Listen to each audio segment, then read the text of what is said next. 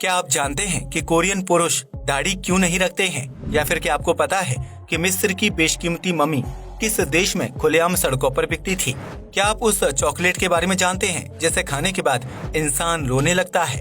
क्या आप जानते हैं कि दुनिया का सबसे महंगा बर्गर कौन सा है और उसकी कीमत कितनी है? यकीनन आपने आज से पहले इतने मजेदार फैक्ट्स नहीं सुने होंगे, इसलिए इस वीडियो को आखिर तक जरूर देखें और हमारी वीडियो को लाइक भी करें। फैक्ट नंबर 1, आमतौर पर हम सभी को बताया और समझाया जाता है कि प्लेट में उतना ही खाना लेना चाहिए जितना खाया जा सके, यानी कि खाने की बर्बादी को बुरा माना जाता है, क्योंकि दुनिया भर में कई लोग खाना न मिलने की वजह से अपनी जान गंवा देते हैं। ऐसे में भारत में भी लोगों को खाना बर्बाद करने से रोका जाता है, जिसकी वजह से हर किसी को अपनी प्लेट में रखे खाने को पूरा खत्म करना होता है। लेकिन चीन एक ऐसा देश है जो पूरी दुनिया से अलग चलने की कोशिश करता है। यही वजह है कि इस देश में प्लेट में खाना छोड़ना बहुत ही जरूरी माना जाता है, जिसे चीनी नागरिक सख्ती से फॉलो करते हैं। दरअसल चीन में ये प्रथा है कि अगर कोई व्यक्ति अपनी प्लेट में रखा सारा खाना खत्म कर देता है तो इसका मतलब ये है कि वो बहुत ज्यादा भूखा है या फिर उसे खाना पसंद नहीं आया है। ऐसे में किसी रिश्तेदार या दोस्त के घर डिनर पर जाने वाले लोगों को खाना खाने के बाद अपनी प्लेट में थोड़ा सा खाना जानबूझकर छोड़ना पड़ता है, ताकि वह जिस व्यक्ति के घर आए हैं उसे बुरा ना लगे। इस तरह चीन में प्लेट में खाना छोड़ने की प्रथा की वजह से हर साल कई टन भोजन की बर्बादी होती है, जिसके बारे में शायद ही इस देश में कोई सोचता होगा। फैक्ट नंबर 2, इस दुनिया में विभिन्न प्रजाति के पेड़ पौधे मौजूद हैं, जो अपनी खूबसूरती और विचित्रता के लिए मशहूर हैं। आमतौर पर सभी पेड़ ऊपर की तरफ लंबाई और चौड़ाई में बढ़ते हैं, लेकिन क्या आपने कभी ऐसे पेड़ के बारे में सुना है जो एक छतरी के आकार में बढ़ता है? यकीनन आपको इस बात पर यकीन नहीं होगा, लेकिन होम ओक नामक इस पेड़ को छतरी वाला पेड़ भी कहा जाता है। दरअसल ओक में उगने वाले इस अनोखे पेड़ की खासियत है कि इसकी टहनियां और पत्ते अपने आप छतरी के आकार में बढ़ने लगते हैं, जिसकी वजह से यह छायादार होने के साथ साथ छतरीदार भी हो जाता है। होम ओक की लंबाई लगभग 20 मीटर तक बढ़ती है, जो बहुत ही बड़ा और चौड़ी साइज का पेड़ होता है। इस पेड़ को सबसे पहले 1500 शताब्दी में ब्रिटेन द्वारा लगाया गया था, जिसके बाद यह पेड़ अपनी खासियत की वजह से दुनिया भर में मशहूर हो गया। फैक्ट नंबर 3, चॉकलेट खाना सेहत के लिए अच्छा माना जाता है, जिससे इंसान को डिप्रेशन कम होता है और उसे खुशी का एहसास होने लगता है। लेकिन क्या आपने कभी उस चॉकलेट के बारे में सुना है जिसे खाते ही इंसान रोना शुरू कर देता है? दरअसल यह अजीबोगरीब चॉकलेट पेंसिल्वेनिया के फिलाडेल्फिया शहर में काफी ज्यादा मशहूर है, जिसे प्याज का इस्तेमाल करके बनाया जाता है। इस चॉकलेट को बनाने के लिए एक पूरे प्याज के ऊपर चॉकलेट सिरप की कोटिंग की जाती है, जिसके बाद उसे फ्रीज करके जमा दिया जाता है। ऐसे में जब कोई इंसान इस चॉकलेट को खाता है तो प्याज में मौजूद सल्फ्यूरिक एसिड की वजह से उसकी आंखों में आंसू आने लगते हैं। यही वजह है कि इस चॉकलेट को रोने वाली चॉकलेट के रूप में भी जाना जाता है, जो इस शहर में काफी ज्यादा प्रसिद्ध हो रही है और यहाँ के लोगों को इस चॉकलेट को खाकर रोना बेहद पसंद है। फैक्ट नंबर 4, आपने आज तक कई छोटे बड़े शहरों के नाम सुने होंगे जो अपने रहन सहन और खान पान की वजह से दुनिया भर में मशहूर हैं। लेकिन क्या आपने कभी ऐसे शहर के बारे में सुना है जो सिर्फ एक बिल्डिंग के अंदर बसा हुआ है?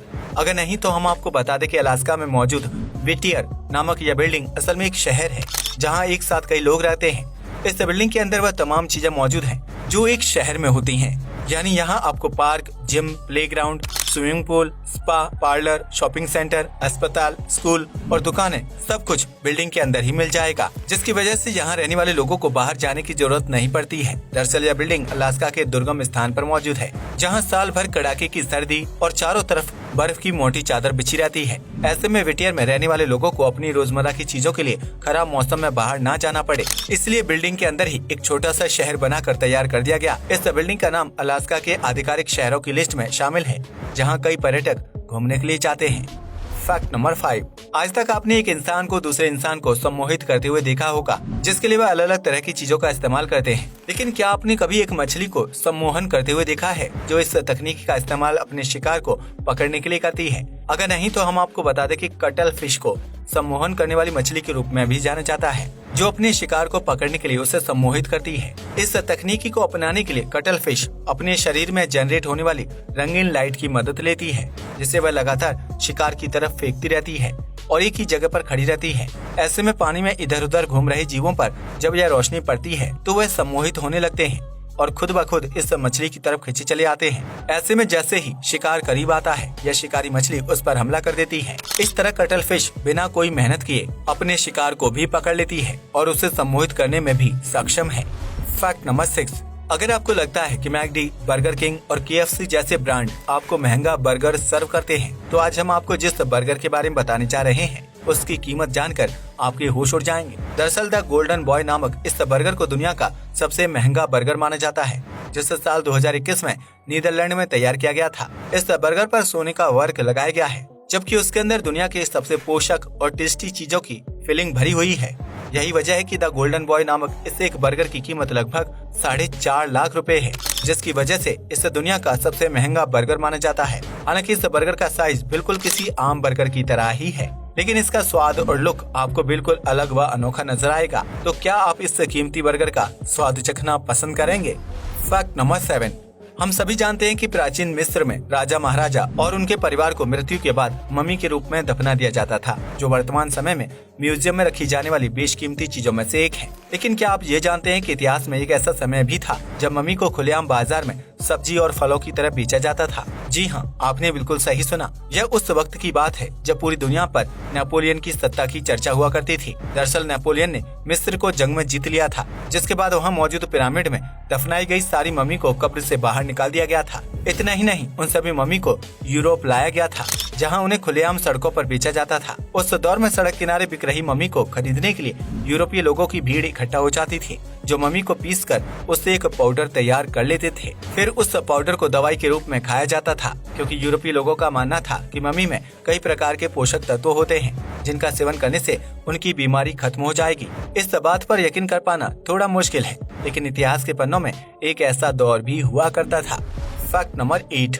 इन दिनों भारत समेत कई देशों में कोरियाई ड्रामा और पॉप कल्चर काफी ज्यादा फेमस हो रहा है, जिसकी सबसे बड़ी वजह है BTS बॉयज का म्यूजिक ग्रुप। इस ग्रुप में 7 लड़के मौजूद हैं, जो बेहद सुंदर माने जाते हैं, लेकिन इन लड़कों में से किसी के चेहरे पर दाढ़ी या मूंछ मौजूद नहीं है, बल्कि पूरे नॉर्थ या साउथ कोरिया में भी किसी पुरुष के चेहरे पर दाढ़ी या मूंछ नहीं होती है। ऐसे में क्या आपने कभी सोचा है कि कोरियाई पुरुषों के चेहरे पर दाढ़ी मूंछ न होने की असल वजह क्या है? अगर नहीं, तो आज हम इस राज से पर्दा उठा देते हैं। दरअसल कोरियाई पुरुषों के शरीर में मौजूद हार्मोन्स की मात्रा बहुत ही सीमित और संतुलित होती है, जिसकी वजह से उनके चेहरे पर कभी भी दाढ़ी या मूंछ के रूप में बाल नहीं उगते हैं। यह हार्मोनल संतुलन पीढ़ी दर पीढ़ी एक पुरुष से दूसरे पुरुष को मिलता है, जिसकी वजह से उनके चेहरे पर दाढ़ी नहीं उगती है। वहीं इसकी दूसरी वजह यह है कि कोरिया में दाढ़ी बढ़ाने वाले पुरुषों को नेगेटिव, गरीब और आलसी माना जाता है, जिसकी वजह से उसका परिवार या दोस्त उस पुरुष के साथ रहना पसंद नहीं करते हैं। जबकि तीसरी वजह यह है कि कोरिया में बिना दाढ़ी वाले पुरुषों को ज्यादा स्मार्ट समझा जाता है, जिन्हें कोई भी कंपनी आसानी से नौकरी पर रख लेती है। इन सभी तथ्यों को ध्यान में रखते हुए कोरियाई पुरुष क्लीन शेव रहना पसंद करते हैं, जो उनके लिए एक नियम का पालन करने जैसा है। आज के लिए बस इतना ही। जय हिंद दोस्तों।